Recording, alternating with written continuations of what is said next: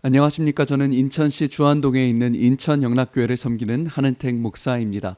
제가 아는 어떤 목사님의 딸이 고등학교를 진학하는데 외고 시험을 준비했습니다. 외고가 워낙 시험이 까다롭다 보니까 열심히 딸이 준비해서 마지막 면접을 보는데, 면접이 끝나고 이 딸이 아빠한테 와서 엉엉 울더라는 겁니다. 울더래요. 그래서 딸아 왜 우냐 그랬더니, 아빠 아까 면접 때 6명이 같이 시험을 봤는데 그 중에 나보다 공부 못하는 사람이 한 명도 없었다고. 6명 중에 나보다 못한 사람이 한 명도 없었어. 그래서 아빠 나 떨어질 것 같아. 100% 떨어져 하고 엉엉 울더래요. 그래서 목사님이 딸아 누구야, 면접에 떨어지더라도 하나님의 뜻이 있지 않니? 기도하고 맡겨드리자, 감사하자 라고 목사님께서 딸에게 열심히 기도해주고 위로를 해줬대요. 그래서 딸이 한참을 울다가 아빠 감사해요. 저 이제 떨어져도 감사할 수 있어요. 감사할 수 있어요. 자신 있다 그러더래요. 그런데 여러분, 며칠 뒤에 이제 떨어질 거다라고 생각하고 마음을 단단히 먹고 발표를 기다리는데 어떻게 됐을까요? 놀랍게도 합격을 했다는 거예요.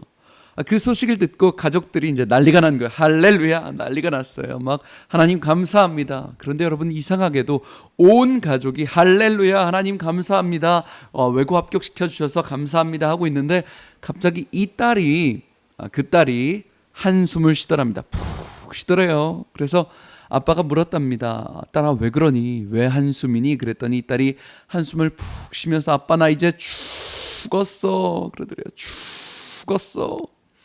왜 죽었어? 아빠 합격한 건 감사한데 거기 합격한 애들이 다 수재들이고 공부 엄청 잘하잖아. 나 걔네들 공부 못 따라가면 어떡해? 나 이제 죽었어 아빠 그러더래요. 여러분, 이게 우리의 모습 같아 보였어요. 인간의 본질적인 감사에 대한 본질적 성향인 것 같았어요. 며칠 전에는 합격시켜만 주시면, 아니 떨어져도 감사한다 그랬어요. 근데 막상 합격하고 나니까 그 다음에 등록금이 걱정이 되는 거죠. 그 다음에 공부가 걱정이 돼요. 그 다음에 취직이 걱정이 되고요. 취직 후에는 결혼이 걱정되고요. 결혼 후에는 유학이 걱정되고요. 자녀가 걱정되고요. 여러분, 이게 사탄의 전략이라는 것이죠. 사탄의 전략이에요. 우리에게서 감사를 빼앗는 것이죠. 잠깐 감사하고 그 다음을 걱정시키게 해요. 잠깐 감사하고 그 다음을 염려시키는 것. 충분히 감사하지 못해요. 충분히 하나님께 감사와 찬양을 드리지 못하게 하는 것이 사탄의 전략입니다. 여러분, 우리가 잠깐은 감사하죠. 잠깐은. 근데 정작 우리 인생에 잠깐 감사보다 많은 것은 걱정이에요. 염려예요.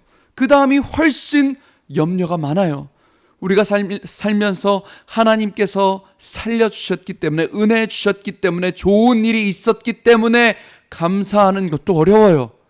어떤 목사님이 그러시더라고요. 사람에게 가장 큰 저주는 목마름이 아니라 메마름이다. 감사하지 않는 메마름이라는 거죠. 여러분, 우리가 살면서 은혜에 목마르고요, 부족할 때가 있어서 하나님의 은혜를 갈망하는 목마를 때가 있어요.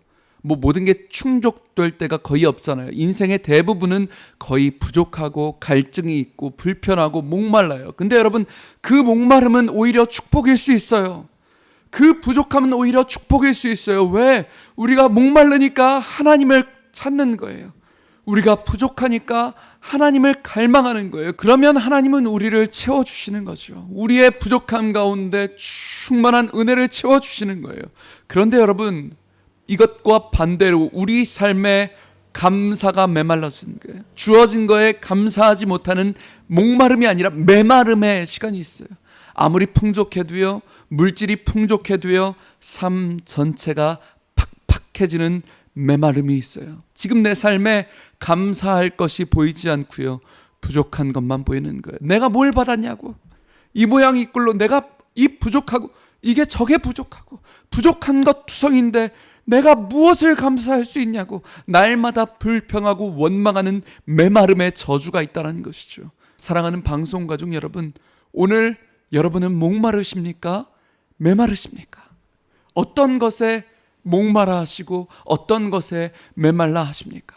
똑같은 것을 봐도 목마른 사람이 있고 메마른 사람이 있다라는 것이죠. 여러분, 생각해보면 당연한 것은 아무것도 없습니다. 제가 얼마 전에 뉴스에 저희 지역의 끔찍한 초등학생 살인 사건, 아무 이유 없이 잔인하게 초등학생을 살인했다는 뉴스를 보고, 제가 그 기사를 보고 저희 아이들을 보는데 얼마나 감사했는지 몰라요. 당연한 게 아니더라고요. 지금 저희 아들이, 첫째 아들이, 둘째 아들이, 이 아이들이 내 옆에서 숨을 쉬고 있다, 살아있다, 내 곁에 있다, 이게 얼마나 감격스럽든지요. 당연한 게 없어요. 지금 나에게 따뜻한 가정이 있고 의지할 부모님이 계시고 일할 직장이 있고 일용할 양식이 있고 입을 옷이 있고 아름다운 자연이 있고 오늘 예배 드릴 수 있는 나의 교회가 있고 내 옆에 사랑할 수 있는 성도가 있고, 이 모든 것들이 당연한 것이 아니라 기적과도 같은 감사의 제목이더라는 것이죠. 사랑하는 방송가족 여러분, 여러분은 당연하십니까? 감사하십니까? 여러분은 목마르십니까? 메말라 계십니까? 코로나가 터지고 나서 저희 교회가 계속해서 부르는 찬양이 있습니다. 모든 것이 은혜라는 찬양입니다. 이 찬양의 후렴의 고백이 모든 것이 은혜, 은혜, 한없는 은혜, 내 삶에 당연한 것 하나도 없었던 것을 모든 것이 은혜, 은혜였어. 이 찬양이 저희 이 코로나를 지나면서 저희 모든 사람들에게, 성도님들에게, 또 저에게 큰 위로와 감사의 제목이 되었습니다. 사랑하는 방송가족 여러분, 이 말씀 붙잡고 다시 한번 일주일간 당연한 것 하나도 없었고 모든 것이 한없는 하나님의 은혜였음을 고백하고 목말라 하시고 메마르지 않는 풍성한 은혜를 누리시길 주님의 이름으로 축복합니다.